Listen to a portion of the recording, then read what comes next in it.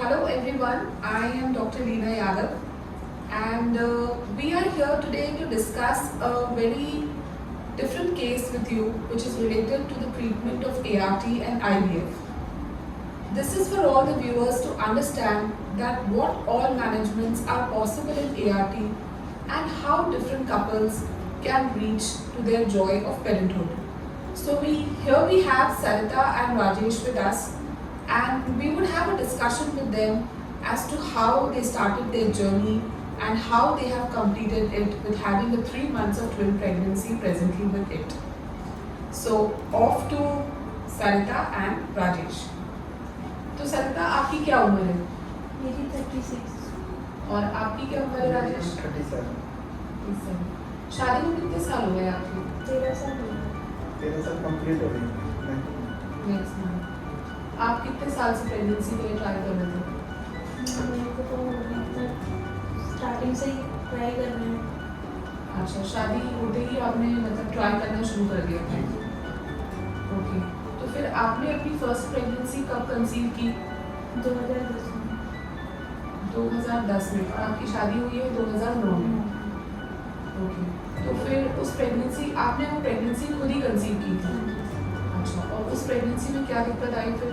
मेरे को है ना मतलब 3 महीने पूरे कंप्लीट नहीं हुए, उससे पहले ही ब्लीडिंग आनी शुरू हो गई थी। अच्छा, तो इस प्रेगनेंसी का आपने कोई अल्ट्रासाउंड कराया था जिसपे आपको ये पता चले कि बच्चे की दिल की धड़कन आई है या नहीं? नहीं। अच्छा, बस आपको ये पता था कि आपकी 3 महीने की प्रेगनेंसी है? मैंने किट में चेक किया। ओके, उसके बाद प्रेगनेंसी आपकी अपने आप अबॉर्ट हो गई और आपको ब्लीडिंग हो गई? हाँ जी।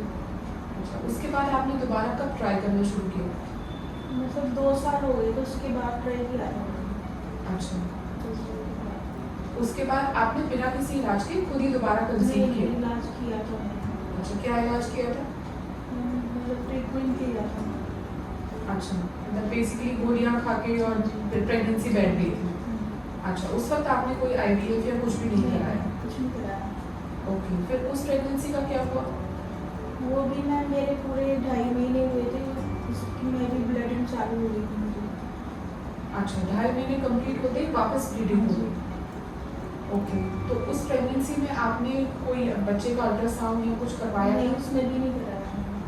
अच्छा, तो आपको ये नहीं पता था कि बच्चे की दिल की धड़कन आई है या नहीं आई? अच्छा, फिर उस प्रेगनेंसी की आपने सफाई करवाई या आपने सफाई कर करवाई? रही थी। अच्छा, तो दूसरी प्रेगनेंसी है उसकी सफाई करवाई थी? ओके, अच्छा, फिर उसके बाद आपने दोबारा कब ट्राई किया? 2016 में किया था। अच्छा, जो आपकी थर्ड प्रेगनेंसी थी? अच्छा, तो उसके लिए आपने कोई दवाइयाँ खाई थी? दवाइयाँ नहीं खाई। वो प्रेगनेंसी भी आपकी दवाइयों से ही बैठी थी? ओके, उसके बाद उस प्रेगनेंसी का क्या हुआ? वो भी मैम मेरे ब्लीडिंग चालू हो गई थी। आफ्टर कितने दिनों के बाद? वो ही 2.5 महीने। अच्छा, तो थर्ड प्रेगनेंसी की भी ब्लीडिंग 2.5 महीने के बाद शुरू हो गई एंड बेबी अबॉर्ट हो गया। क्या उस प्रेगनेंसी का अल्ट्रासाउंड कराया गया था? उसका भी नहीं कराया। अच्छा, ओके, उसके बाद शायद एक फोर्थ प्रेगनेंसी और बैठी थी? 2018 में। 2018 में? ओके, वो भी आपको ट्रीटमेंट से बैठी थी? वही गोलियां खाई और आपको प्रेगनेंसी बैठ गई? ओके, फिर उसके बाद उसका क्या हुआ? वो प्रेगनेंसी तो मैम मेरे को है ना मतलब पता ही नहीं था कि मैं प्रेग्नेंट हूँ। अच्छा, तो वो मैंने जब मतलब ऐसी थोड़ा फेस पे दाने हो रही थी, उसकी मैंने मेडिसिन खा ली थी। उसके बाद मेरे को 2 घंटे बाद मतलब पीरियड्स चालू हो गए थे। मुझे लगा नॉर्मल वैसे ही पीरियड्स आए होंगे। उसके बाद मतलब सेकंड डे मेरे को है ना बहुत तेज है ना पेट में बैक में बहुत पेन हो रहा था। उसके बाद फिर तभी भी मैंने ध्यान नहीं दिया, मुझे लगा नॉर्मल वैसे ही दर्द हो रहा होगा। लेकिन फिर रात को मेरे को मतलब बहुत ज़्यादा पेन होने लग गया था पूरी रात। फिर सुबह हम हॉस्पिटल गए थे। अच्छा, वहाँ पर उन्होंने मुझसे पूछा था प्रेगनेंसी है, मैंने मना कर दिया नहीं है। तो फिर उन्होंने मेरे को इंजेक्शन लगाए, मेडिसिन दिया, उन्होंने मेरे को घर भेज दिया। उसके बाद फिर मेरे को रात को फिर दोबारा पेन चालू हो गया। मतलब हॉस्पिटल में जा ही रही थी तो रास्ते में ही मतलब मेरे को ऐसा लगा जैसे कुछ कुछ निकल गया। उसके पर बाद उस मेरे वक्त को आपको ये पता नहीं था कि आपको नहीं प्रेगनेंसी है? मुझे नहीं पता था। फिर मेरे को डॉक्टर ने टेस्ट लिखा, मैंने टेस्ट कराया, उसके बाद पता चला था कि प्रेगनेंसी थी। फिर अगर आपको दो ढाई महीने पीरियड्स नहीं आए तो आपको शक नहीं हुआ कि मुझे पीरियड्स क्यों नहीं नहीं आए? मैम, क्योंकि मेरे को है ना पीरियड्स रेगुलर नहीं आते थे। 2 महीने 3 महीने 5-5 महीने मेरे को मतलब पीरियड्स नहीं आते थे, अच्छा, इसलिए। तो आपको पता नहीं चलता था कि अगर प्रेगनेंसी आई भी है तो प्रेगनेंसी है या पीरियड्स मिस हो गए? हाँ जी, लेकिन इस प्रेगनेंसी में मेरे को है ना मतलब हर महीने में हो ही रही थी पीरियड्स, इसमें कोई गैप नहीं था मेरा। अच्छा, प्रेगनेंसी थी और मेरे को ब्लीडिंग भी हो रही थी रेगुलर, जैसे महीने में पीरियड्स आते वैसे भी हो रही थी, तो इसलिए मुझे पता ही नहीं चला। ओके। तो फिर आपको ये कैसे पता चला कि अब मुझे आईवीएफ के माध्यम से ट्रीटमेंट कराना चाहिए? आपको ये किसने बताया? उसके बाद मतलब मैं ट्रीटमेंट करा दी थी, तो उन्होंने डॉक्टर ने मेरे को सजेस्ट किया कि मतलब ऐसे नहीं हो रहा है और टाइम भी बहुत जा रहा है, शादी को भी बहुत टाइम हो गया है, तो इसलिए फिर आप आईवीएफ के लिए ट्राई करो। So, I want to tell all of you, Sarita is a case, she is a case of hypothyroidism and she has polycystic ovarian disease. That is why she was always getting her periods irregularly and she was not aware that whether she is pregnant or whether she is getting irregular menstrual cycle because of having a diagnosis of polycystic ovarian disease, in which most of the females normally have irregular menstrual cycles. Also, Sarita is a case of recurrent pregnancy losses where she was conceiving babies on her own and the babies were getting aborted and there was no investigation which was done to rule out as to why the babies were getting aborted. Sarita met a very close person to her and she was suggested an IVF treatment by that person. And then Sarita came to me with a diagnosis of having a history of recurrent pregnancy losses, almost 4 in a span of 10 years. तो अब मुझे ये बताओ कि आपने अपना treatment मेरे साथ कब शुरू किया? मैंने किया था 2021 में दिसंबर में। दिसंबर में आप मेरे पास आए थे। अच्छा, आप मुझे ये बताओ कि आपको क्या दिक्कत थी?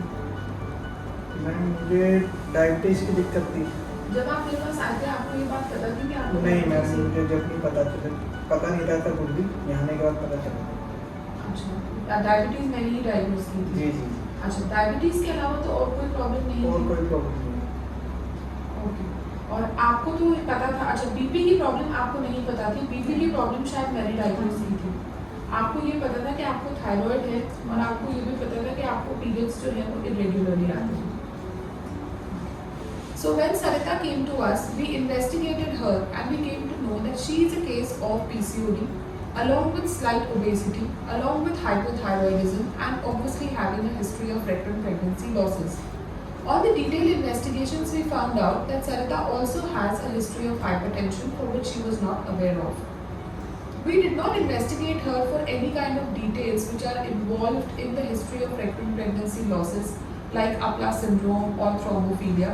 But it was there in my mind that the moment Sarita becomes pregnant, I am going to start the management of these two diseases anyways for her. To save the patient from having so many monitoring problems, we did not go into the detailed investigations.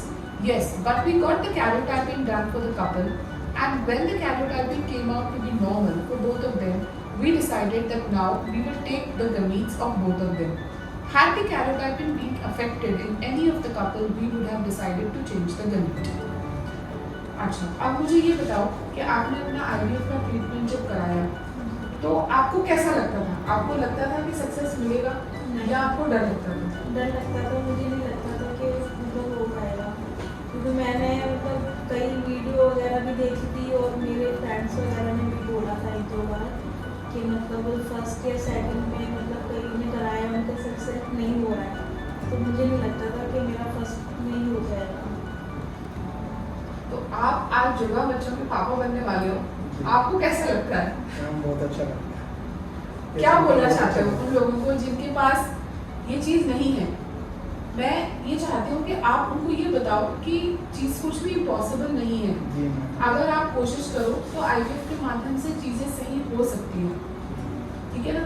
इनका जो case है वो मैंने बताया है कि ये मेरे पास किस तरह के डायग्नोसिस के साथ आए थे और हमने किस तरह से इनको मैनेज किया है. So presently Sarita is having a twin pregnancy and she is pregnant by 3 months and she is carrying on the pregnancy very well. We actually did an IVF treatment for her and there was nothing major which we did. We only focused on giving her a blastocyst transfer. So when you do a blastocyst transfer, you rule out many kind of genetic abnormalities from the baby. Although when we stimulated Sarita, we had lot of eggs which she had and we took out those eggs. And because there were more eggs, we decided to freeze the embryos and then we decided to put the embryos after 3 to 4 months. We gave Sarita 3 to 4 months to shed down some of her weight, which would definitely increase the chances of having an implantation.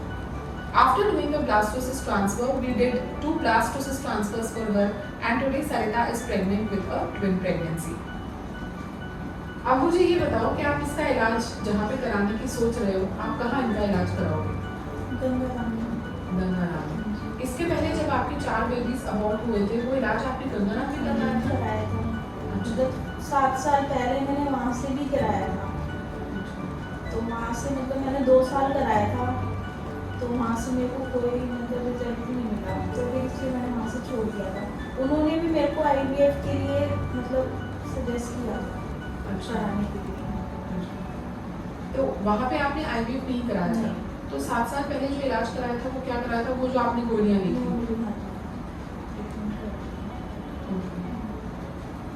So I would want Sarita and Rajesh to tell all of you few words which could actually make you understand that how does it feel when you have this joy of parenthood with you. आप दोनों को जो भी कुछ बोलना है आप बोल सकते हैं. मैं थैंक यू बोलना चाहती हूँ डॉक्टर लीना को. मतलब मेरे को बिल्कुल भी नहीं लग रहा था कि मतलब मैं कंसीव कर पाऊँगी फर्स्ट टाइम में ही. लेकिन इनके मतलब ट्रीटमेंट के उससे मैंने कंसीव भी किया है और मेरे को ट्विन्स है. Congratulations आप दोनों को एंड दोनों बेबीज को आपको मेरे पास लेके आना है. ठीक है? We wish all of you a success whosoever is opting an IVF and an ART treatment with any doctor. All the best. Thank you so much.